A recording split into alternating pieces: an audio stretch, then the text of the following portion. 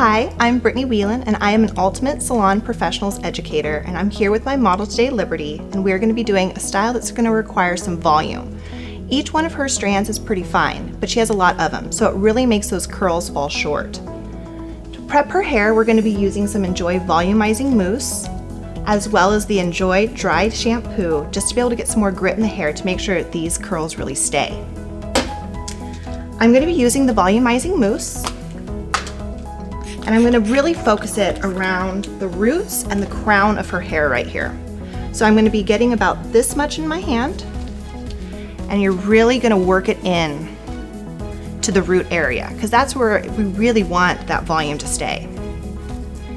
Her hair is clean and dry right now, so I'm going to be doing a little blow dry just to be able to get this product dried in there.